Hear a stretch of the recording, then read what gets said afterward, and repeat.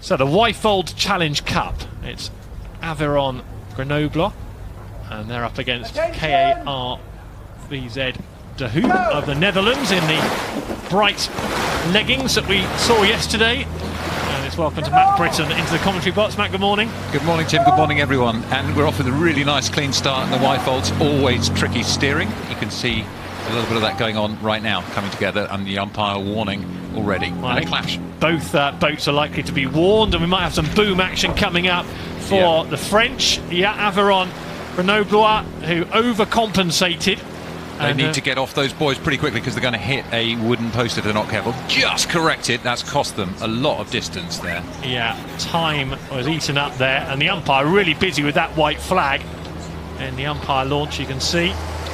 Well, the Dutch in their fancy tights will be wanting to capitalise on that steering error and get well ahead through here. It's going to be very unsettling if you have an incident like that at the beginning of the race. It really blows the rhythm apart just at the time when you're looking to get out of the blocks fast and establish a confident rhythm. So the Dutch looking very nice, commanding. Look at those loose shoulders, leaning forward, long sweeping strokes. They're in a good position at this stage of the race. And Matt, presumably it's not just the rhythm that you lose, but also the mental distraction, isn't it? That will immediately play on your mind, and there's a danger if you don't park that error quickly, you can ruin your race mentally early. I mean, you watch the start multiple times here now. It's a moment of silence, and suddenly an explosion in the first couple of strokes. You lose the nerves, and you get into the race, and you're away.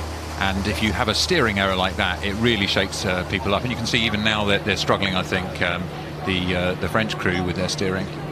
Yeah, Aviron Grenoblois have had a tough time of it steering-wise. It's so tough. We've seen the Wyfold already in the last hour or two. Boats coming to grief. Coxswainless fours, don't forget. Club rowers, quite a challenge. Right off Temple Island with the currents there, and then navigating through the booms with all the adrenaline coursing through the veins. Tough ask for these rowers. Yeah, its wind conditions are quite still down at the start, but it's really difficult in the coxless four to establish a straight line. You haven't got course behind you as you start to look and say, I can see the parallel booms, and it takes a while until you reach those booms and can feel confident that you're in the right place. But you can see here now the De Hoop crew from the Netherlands, a strong crew this. They were third in the Koninklijke Regatta and second in the ZRB Regatta, so a pretty strong Dutch crew. They're looking very relaxed. It's exactly where you'd want to be. The challenge here for them is just let's not think too much about tomorrow's race. Let's finish this one off and make sure we don't make any mistakes and hand the gift to the French. But right now, they're exactly where you'd want to be at this stage in the race. Total command, relaxing, stroke rates down, so they're not expending too much energy. Well, the Dutch are characters around Henley. I think they've won lots of friends and admirers in their short stay here. All doing jobs outside of rowing, of course. Treasury controller, the stroke seat, Matthew Kleinpunt. We've got a PE teacher in there as well. Milan Camphius is a PE teacher. Dominic Merritt-Cole is a financial controller in the two-seater. In the bow seat, Frank Verschuur manages a company. So busy people off the water. And just looking at you mentioned their colourful tights. I don't remember you wearing anything like that, Matt, back in your Cambridge and international rowing days. Fortunately, no evidence exists, but I think the Dutch particularly like to style it out on the rowing course. They're always wearing amazing blazers handed down from generation to generation, and I think they're trying to say something about that here. But looking at them, really nice rhythm, loopy, relaxed strokes, and just powering through to make sure that they get the result that they want here. Which looks almost inevitable. Putting together a good race. The Dutch had such a good regatta here last time, and they won lots of the events. Lots of Dutch celebrations in Henley 12 months ago, and they'll be hoping to join those celebrations this time. We always enjoy the Dutch, against all the rules, of course. The supporters tend to swim out and congratulate people in the boats, which creates some fun for the stewards trying to make sure that things are safe on the water here. But it's a tradition that's hard to stop. That's just on finals day, Sunday afternoon. Yeah, don't expect that in the next couple of minutes. That's this Dutch crew, KARVZ De Hoop of the Netherlands.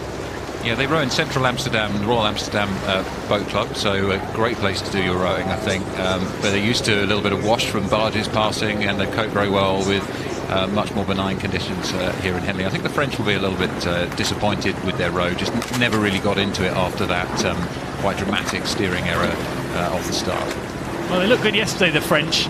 Very good in the first heat. I watched their race and they looked ones to watch, but they haven't performed to the same level today. Yeah, they beat the Army, the British Army, yesterday, 2 1/4 lengths, and a pretty solid time. So I think that they would have hoped for a little bit better today. But you can see they're still trying to put everything into it. This will be their last of their Henley races for this year. I hope to see them back again. They've got another crew in the visitors, so we'll watch for them as well later. But a boat with lots of French domestic medal success in there. Aviron Grenoblois in the shot there, coming second to the Dutch at the moment without too much water left to navigate. We'll see stewards in the background in a few moments' time, and that's your indication that the race is nearly over. Yeah, we can just see the Frank Verschoor in the bow seat, 30 years old, 87 kilos. You can see he's wearing a belt around his chest to measure his pulse. Athletes these days need a lot of data and information. You can see on the rigger in front of me he's got a watch which is giving him his pulse reading, so he knows he's being efficient all the way down the course.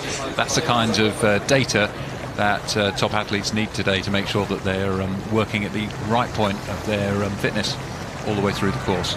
So let the French come back in the closing stages. The crews are coming together a little bit here.